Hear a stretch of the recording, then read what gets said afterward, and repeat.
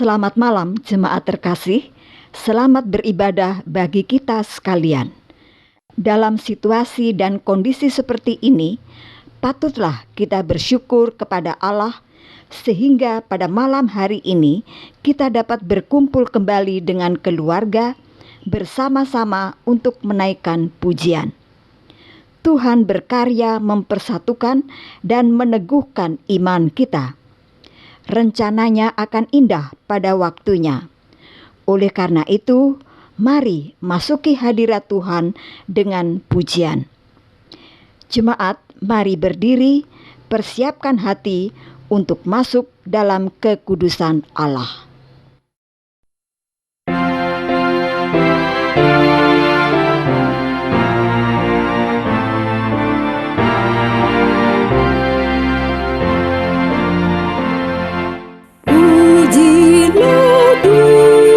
Sang Raja yang Maha Mulia, segenap hati dan jiwaku pujilah Dia.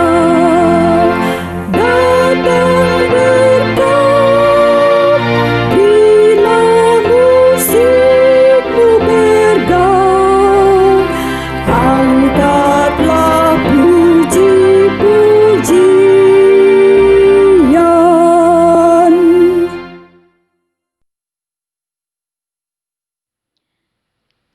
Ya Tuhan, kami jemaat-Mu berkumpul di rumah kami masing-masing untuk memulai ibadah kami. Kami mohon agar Engkau memberikan penyertaan dan berkat pada jalannya ibadah hari ini dari awal hingga akhir ibadah. Biarlah hanya nama-Mu yang dimuliakan dan diagungkan dalam jalannya ibadah kami. Serta biarlah Roh Kudus yang memimpin kami untuk menjalankan ibadah sesuai dengan keinginan dan kehendak-Mu. Terima kasih Tuhan untuk penyertaan dan berkat-Mu selama berlangsungnya ibadah kami ini. Haleluya. Amin. Mazmur berbalasan dari Mazmur 11 ayat 1-7. Pada Tuhan aku berlindung. Bagaimana kamu berani berkata kepadaku, terbanglah ke gunung seperti burung?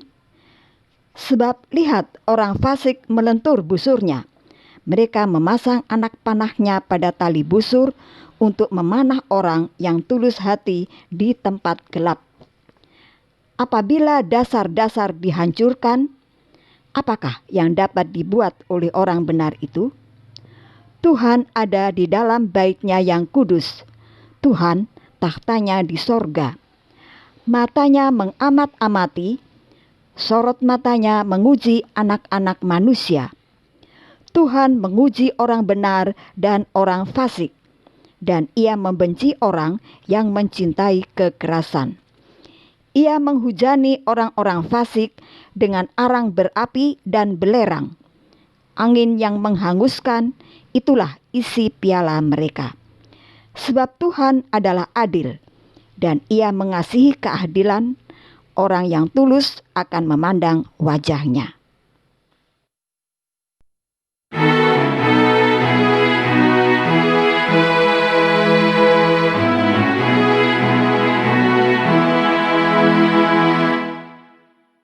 Siapa yang berpegang pada sabda Tuhan dan setia mematuhinya, hidupnya mulia dalam cahaya datang bersekutu dengan Tuhannya.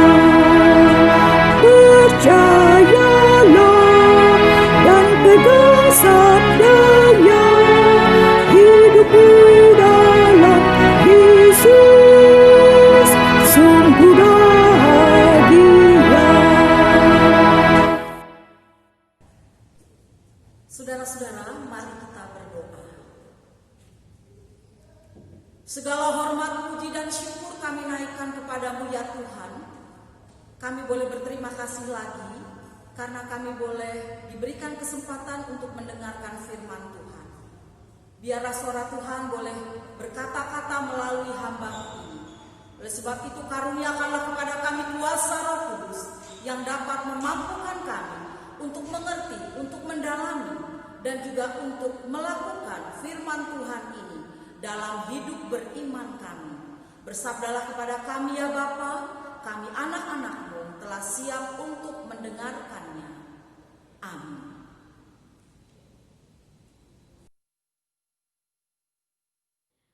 Pembacaan Alkitab. Marilah jemaat kita berdiri untuk mendengar firman Tuhan yang dibacakan dari Alkitab, Kitab Kisah Para Rasul pasal 20 ayat 7 sampai 12 yang menyatakan, pada hari pertama dalam minggu itu, ketika kami berkumpul untuk memecah-mecahkan roti, Paulus berbicara dengan saudara-saudara di situ karena ia bermaksud untuk berangkat pada keesokan harinya. Pembicaraan itu berlangsung sampai tengah malam. Di ruang atas, di mana kami berkumpul, dinyalakan banyak lampu. Seorang muda bernama Euthikus duduk di jendela. Karena Paulus amat lama berbicara, orang muda itu tidak dapat menahan kantuknya. Akhirnya ia tertidur lelap dan jatuh dari tingkat ketiga ke bawah. Ketika ia diangkat orang, ia sudah mati. Tetapi Paulus turun ke bawah. Ia merebahkan diri ke atas orang muda itu, mendekapnya dan berkata, "Jangan ribut, sebab ia masih hidup." Setelah kembali di ruang atas, Paulus memecah-mecahkan roti lalu makan. Habis makan, masih lama lagi ia berbicara sampai fajar menyingsing. Kemudian ia berangkat. Sementara itu, mereka mengantarkan orang muda itu hidup ke rumahnya dan mereka semua merasa sangat terhibur. Demikian pembacaan Alkitab. Berbahagialah setiap orang yang mendengar firman Tuhan dan yang melakukannya. Terpujilah Tuhan Yesus. Haleluya.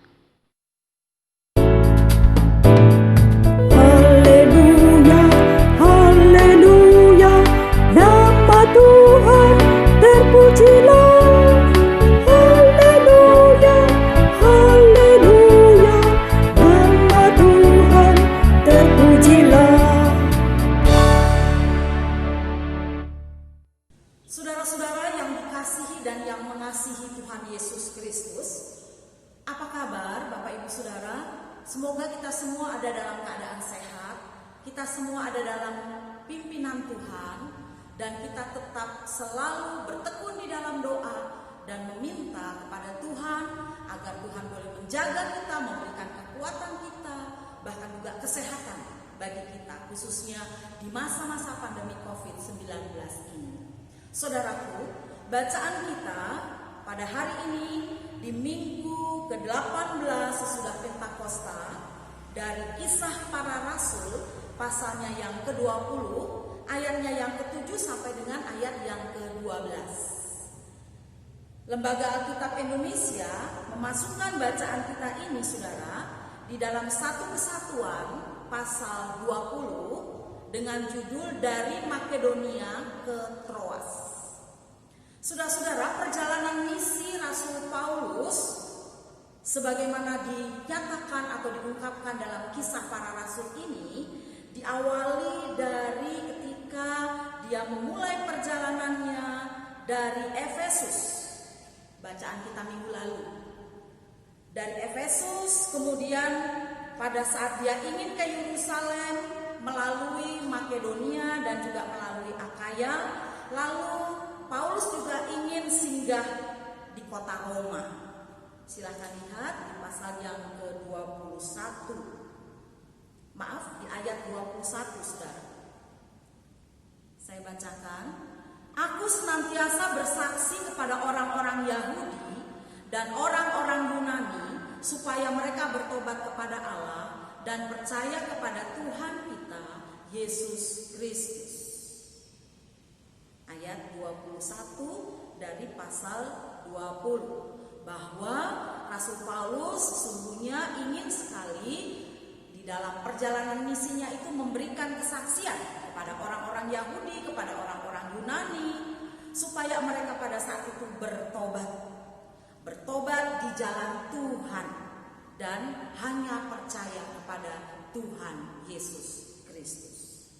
Saudaraku, bacaan kita ini di ayat 7 sampai dengan ayatnya yang ke-12, lanjutan dari pembacaan di ayat 1 sampai dengan ayat yang ke-6 tentunya, saudara.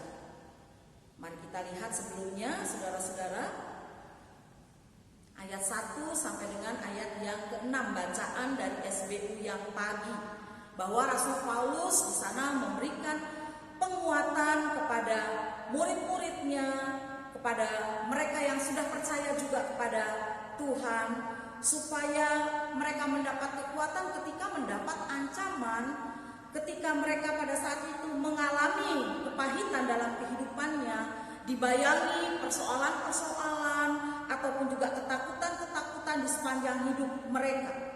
Karena apa? Karena di sini Rasul Paulus melihat dampak dari peristiwa di Efesus.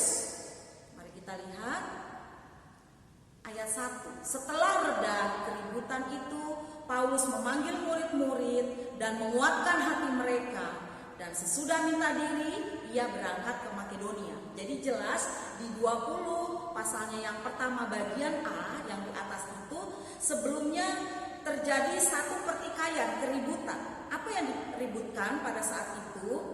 Yaitu kita melihat adanya satu unjuk rasa atau hasutan dari seorang yang bernama Demetrius kepada tukang-tukangnya. Demetrius menganggap bahwa Rasul Paulus dan teman-temannya melakukan penghinaan terhadap Dewi Artemis. Kekacauan itu semakin bertambah pada saat itu ketika Alexander hendak memenangkan mereka. Dan kekacauan itu semakin lagi bertambah ketika Demetrius betul-betul menghasut banyak orang pada saat itu untuk meninggalkan ataupun juga untuk tidak mengikuti Rasul Paulus. Ada yang menyampaikan keberatan itu, saudara, ya, dengan berdemonstrasi atau unjuk rasa. Bahkan ada yang menjelek-jelekan Rasul Paulus, yang menghina orang-orang yang menjadi pengikut Rasul Paulus, dan bahkan tidak jarang mereka mengutuk Rasul Paulus.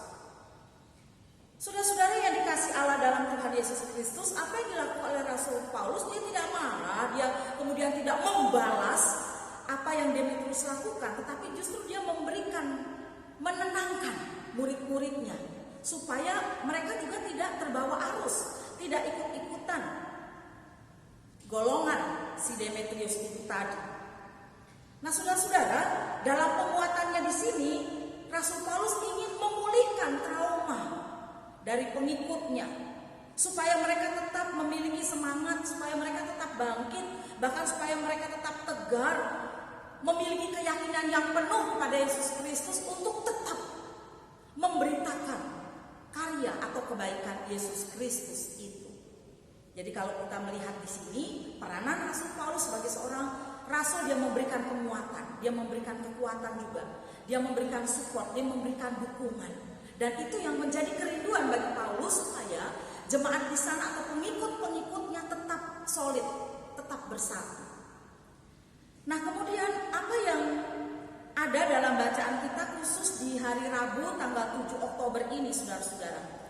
Ternyata ada sebuah perpisahan. Ya, Rasul Paulus ingin meninggalkan murid-muridnya pada saat itu, karena Rasul Paulus juga sudah berbulan-bulan, ya, bahkan dia berjalan kaki sejauh lebih kurang 2000 km. Dan selama itu kita melihat, kalau mengacu di surat-surat Korintus yang ditulis oleh Paulus di Makedonia, sesudah dia keberangkatannya dari Efesus dan sebelum kedatangannya pada saat itu di Korintus, kita melihat bahwa dia terus-menerus sempat menyempatkan diri untuk terus-menerus mengajar.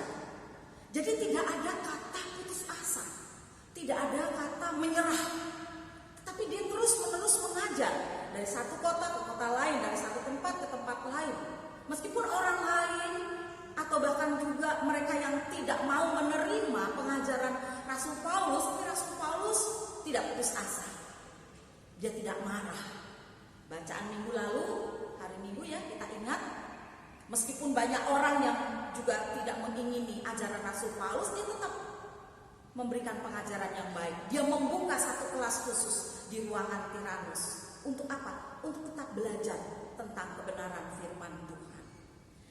Bahkan dia sempat menyempatkan dirinya untuk mengajar dan juga melayani perjamuan kudus hingga pagi. Sehingga kita melihat di sini di ayat 7, ayat 8, di mana kedua ayat ini mau mengatakan kepada kita Rasul Paulus mengumpulkan orang, kemudian dia melakukan perjamuan kudus, dan situasi itu terjadi mengalir begitu saja sampai pada malam hari. Ketika Rasul Paulus memberikan kesempatan untuk saling mengajar, untuk saling sharing pada saat itu, tiba-tiba kita lihat, silahkan di ayatnya yang ke-9 sampai dengan ayat yang ke-12. Apa yang terjadi di sana? Digambarkan ada seorang anak muda yang bernama Eutikus. Dia ikut duduk mendengarkan pengajaran Rasul Paulus dari tempat yang agak tinggi ya. Karena hawa panas, mungkin juga Rasul Paulus asik bercakap-cakap, asik bersharing, sehingga memang cukup waktu yang begitu lama untuk Rasul Paulus saling bertanya jawab. Mungkin ada juga yang bertanya begitu terus, sehingga seorang anak muda yang bernama Eutikus pada saat itu mengantuk ketika dia mendengarkan pengajaran Rasul Paulus. Apa yang terjadi? Eutikus akhirnya jatuh dari lantai 3 tempat Rasul Paulus sedang mengajar. Dan tentu saja peristiwa itu membuat heboh, menggoncangkan orang-orang yang ada di situ. Membuat Rasul Paulus kemudian berhenti mengajar karena dia ingin melihat siapa yang jatuh. Ternyata kemudian Rasul Paulus turun dan didapatinya Eutikus, dia telah rebah, dan orang-orang yang hadir pada saat itu melihat bahwa Eutikus ini sudah tidak bernyawa, dan mereka menganggap bahwa Eutikus ini meninggal dunia. Apa yang terjadi? Mari kita lihat ya dalam ayatnya yang ke-10. Tetapi Paulus turun ke bawah, ia merebahkan diri ke atas orang muda itu dan menekapnya serta berkata, "Jangan ribut, sebab ia masih hidup." Lalu apa yang dilakukan? Kembali mereka ke ruang atas, kemudian Rasul Paulus memecah-mecahkan roti, lalu makan, lalu mereka pada saat itu makan habis roti yang dipecah-pecahkan oleh Rasul Paulus, dan terus lagi mereka bercakap-cakap. Mereka lagi-lagi sharing sampai fajar menyingsing, akhirnya sampai pagi. Lalu kemudian dia berangkat. Saudara-saudara yang dikasih Allah di dalam Tuhan Yesus Kristus, itulah yang terjadi. Eutikus hidup. Rasul Paulus tetap memberikan pengajarannya. Mereka bersuka cita meskipun Rasul Paulus akan berpisah, tetapi membawa satu kenangan yang indah. Ada satu kehidupan yang dialami oleh Eutikus. Saudara-saudara yang dikasih Allah dalam Tuhan kita Yesus Kristus, jadi pesannya apa dari bacaan kita ini, saudara-saudara? Pesan dari bacaan kita ini adalah satu, Rasul Paulus tanpa pantang menyerah ya, terus-menerus dengan gigih, dengan semangat. Dia tetap menyampaikan kabar baik dan kabar sukacita. Dia senang sharing, dia senang bercerita, dia senang bercakap-cakap, dia senang membagikan pengalaman imannya kepada orang lain tentang siapakah Tuhan Yesus. Meskipun ada tantangan, ada hambatan, meskipun ada orang-orang tertentu yang tidak suka sama dia, meskipun ada orang-orang tertentu yang menghina dia, yang memfitnah dia, tapi proses kabaran Injil, kabar sukacita Injil Yesus Kristus itu tetap harus disampaikan. Pesan yang pertama ini mengajak kita semua juga harus seperti itu, Bapak Ibu Saudara. Di tengah situasi tantangan yang beragam, tugas, panggilan, dan tanggung jawab kita sebagai anak-anak Tuhan harus kita mencontoh dari Rasul Paulus ini. Jangan cepat putus asa, jangan menyerah, tetapi kita harus punya kegigihan yang terus-menerus untuk menyatakan, untuk mengabarkan siapa dalam kehidupan kita, sehingga orang lain juga bisa melihat, menyaksikan sendiri bahwa karya Yesus Kristus yang begitu indah, yang begitu baik, yang begitu luar biasa itu nampak, tumbuh, ada di dalam diri kita, di dalam hidup kita, di dalam keluarga kita. Artinya ada Yesus Kristus yang selalu bertahta dalam hidup kita, keluarga kita, anak, istri kita, orang tua kita, siapapun itu, ada Yesus Kristus di dalamnya. Dari mana orang bisa melihat bahwa hidup kita, keluarga kita, ada Yesus Kristusnya di dalam diri kita? Dari mana orang bisa melihat ini? Dari perbuatan kita. Perbuatan kita yang baik, ucapan kita yang memberkati, tutur kata kita. Semua itu mencerminkan ajaran Yesus yang baik. Kemudian yang kedua, kita boleh belajar di bacaan kita ini bahwa tindakan Rasul Paulus dalam menyelamatkan jiwa anak muda yang jatuh dari lantai 3 itu menjadi sebuah kenangan yang menghibur hati banyak orang. Penyertaan Tuhan itu memampukan Rasul Paulus untuk memiliki semangat yang menyala-nyala, yang berkobar-kobar pada saat itu. Dan dalam peristiwa ini kita menemukan adanya sebuah perpisahan yang menghiburkan hati jemaat di Efesus. Karena Paulus tidak hanya menaburkan pengajaran dan pelayanan perjamuan kudus, namun juga menghidupkan kembali seorang anak muda yang telah meninggal dunia. Saudaraku, artinya kita sebagai seseorang, apakah saya sebagai hamba Tuhan, Bapak Ibu Saudara sebagai hamba Tuhan, Bapak Ibu Saudara sebagai pelayan gereja, Bapak Ibu Saudara sebagai anggota jemaat biasa dalam gereja atau jemaat kita, jadilah berkat bagi orang lain. Saudaraku, di GPIB ada banyak para pelayan Tuhan, para pendeta-pendeta yang telah diutus ke berbagai penjuru tanah air ini. Dalam periode ada yang 2 tahun, kemudian ada yang 3 tahun, ada yang 4, 5, mungkin ada yang 6 sampai 7 tahun baru kemudian mutasi. Dari satu tempat ke tempat lain, dari satu provinsi ke provinsi lain, bahkan sampai ke pos-pos pelkes. Semua adalah hamba Tuhan, menjadi alat di tangan Tuhan untuk menyampaikan sukacita dan kabar sukacita bagi jemaat. Dan tentu saudara-saudara, setiap anggota jemaat atau setiap jemaat memiliki penilaian masing-masing. Biasanya begitu ya, biasanya begitu.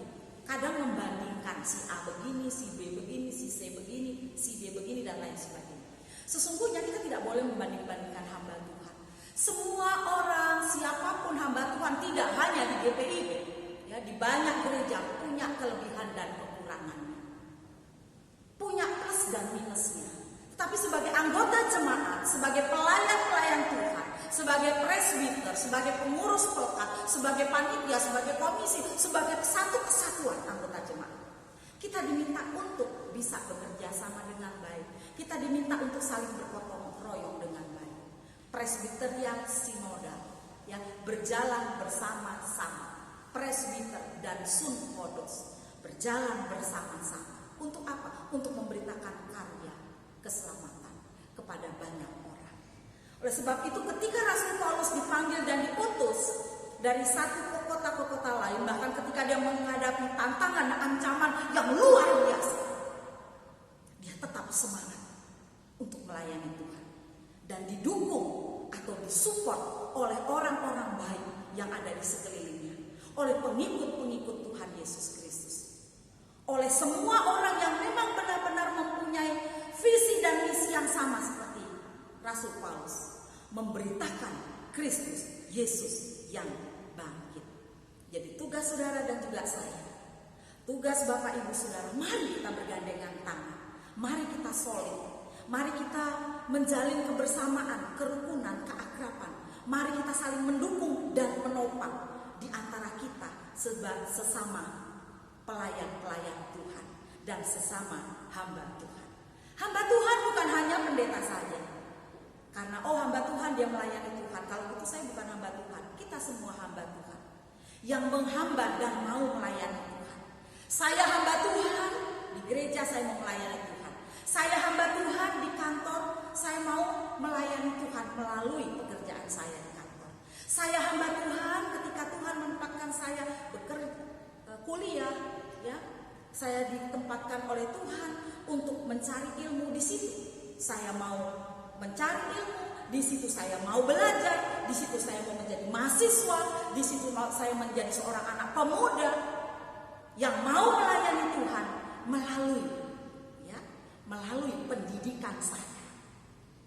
Anak-anak pemuda, khusus pemuda ya yang sudah di sini, melayani Tuhan lewat talenta, melayani Tuhan lewat pendidikan kalian di bangku kuliah, atau mungkin ada anak pemuda juga yang masih SMA ya, di SMA, di kuliah, atau anak pemuda yang sudah bekerja, melayani Tuhan di tengah-tengah pekerjaan saudara. Jadi apapun tugas tanggung jawab kita sebagai hamba-hamba Tuhan dimanapun Tuhan menempatkan kita, mari kita seperti Rasul Paulus yang dapat menjadi berkat bagi orang lain. Saudara-saudara, perpisahan yang menghiburkan ini yang menjadi satu kualitas iman dari murid-murid Rasul Paulus pada saat itu. Berpisah, tetapi mereka membawa satu kenangan yang indah. Berpisah, tetapi mereka membawa satu berkat yang luar biasa. Ketika Tuhan mencurahkan berkatnya kepada Rasul Paulus, dan Rasul Paulus dipakai oleh Tuhan menjadi sarana berkat dan alat di tangan Tuhan. Tuhan Yesus memberkati. Amin.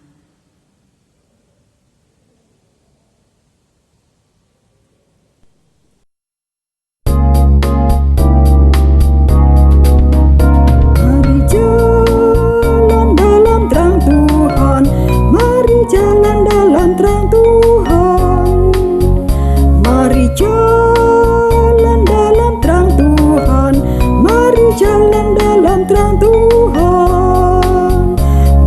jalan, mari jalan dalam terang Tuhan, mari jalan, mari jalan dalam terang Tuhan.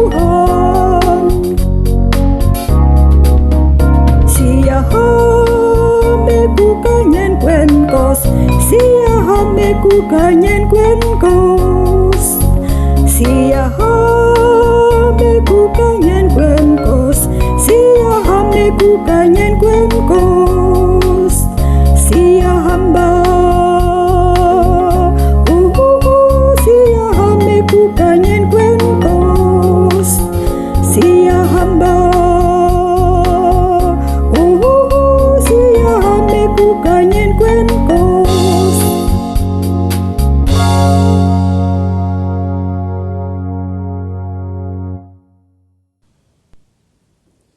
Bapak Ibu Saudaraku, mari kita berdoa syafaat.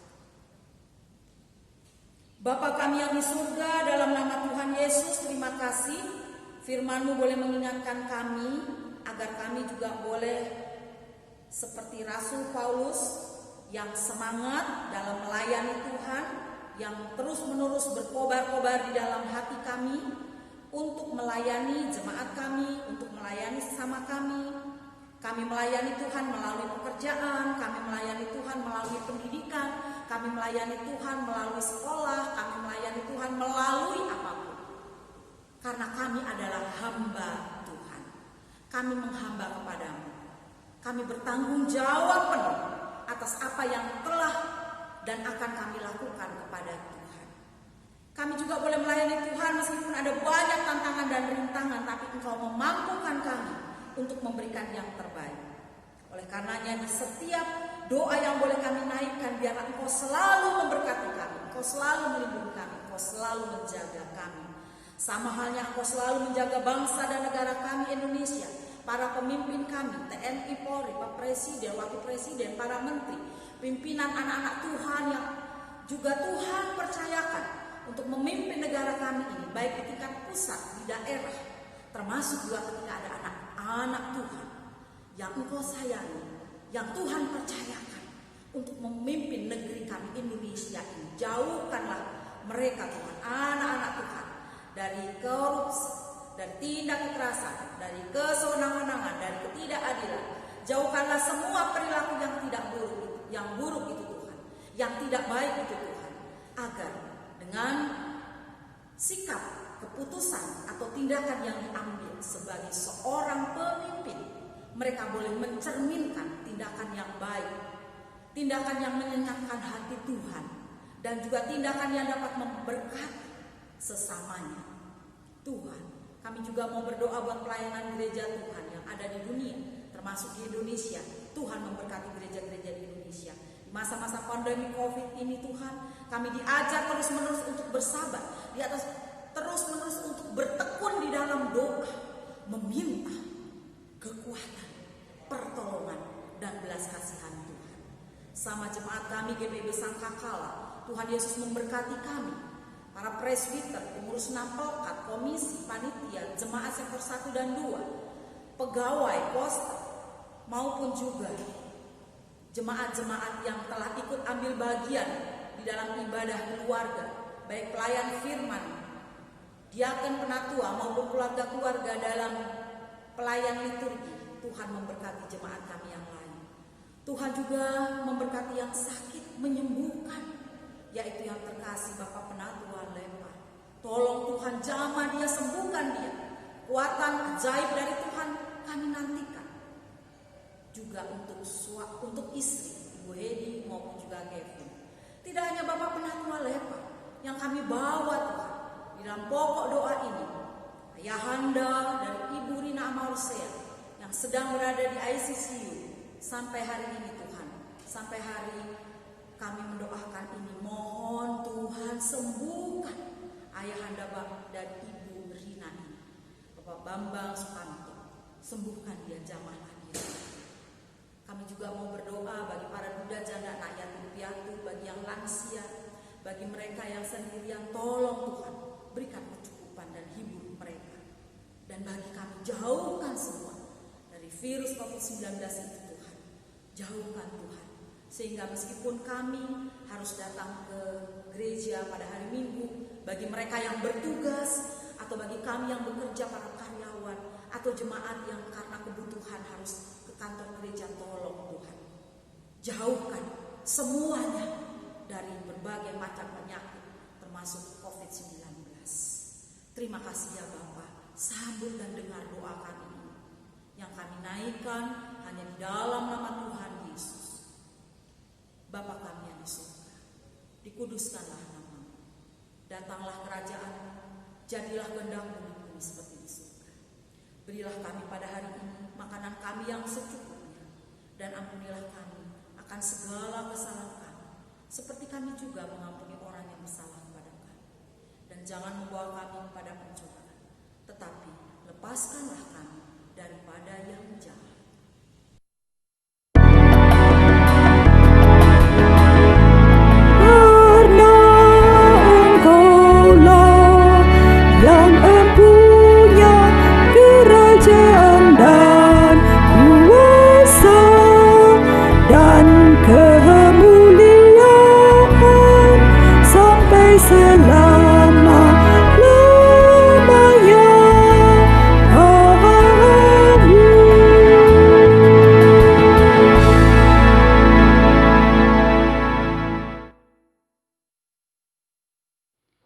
Pengucapan syukur.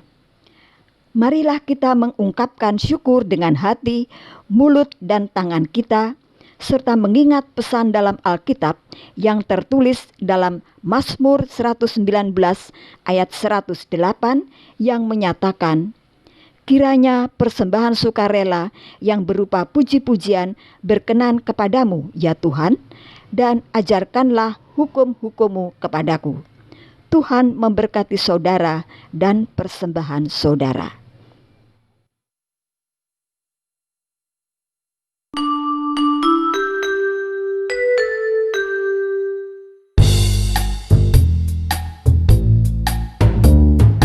Yesus Kristus, sumber hidup, juru selamat, Dialah.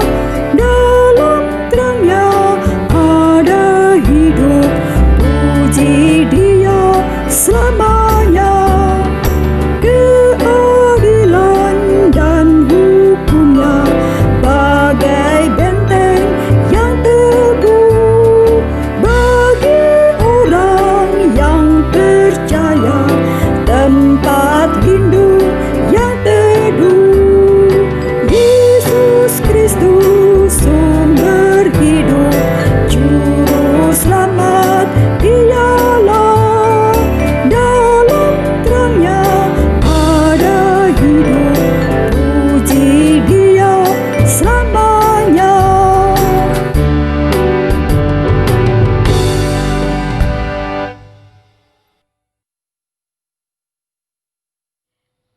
Jemaat terkasih, mari kita berdiri untuk mendoakan persembahan kita.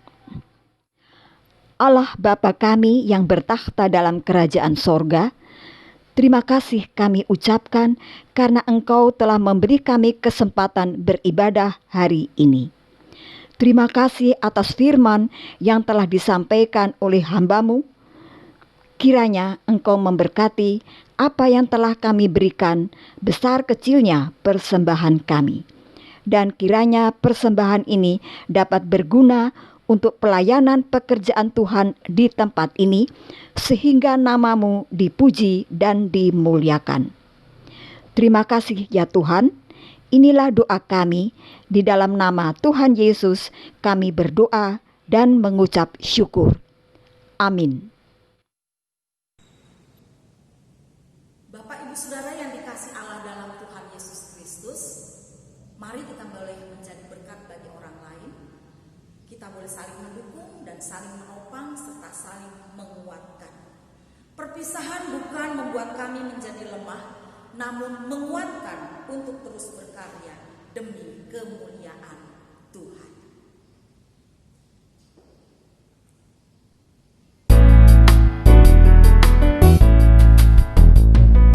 Berpeganglah pada janji Tuhanmu, di sepanjang jalan Ia beserta.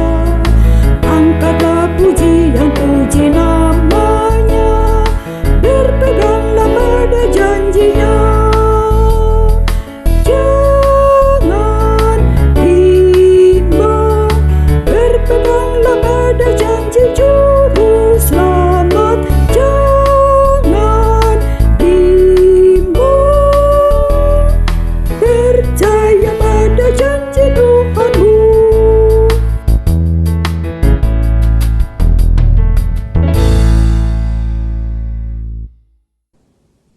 Bapak Ibu Saudara, mari kita bersama-sama berdiri dan terimalah berkat Tuhan.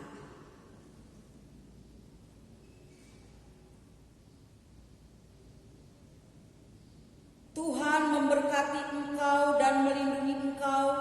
Tuhan menyinari engkau dengan wajah-Nya dan memberi engkau kasih karunia. Tuhan menghadapkan wajah-Nya kepadamu dan memberi engkau damai sejahtera. Amin.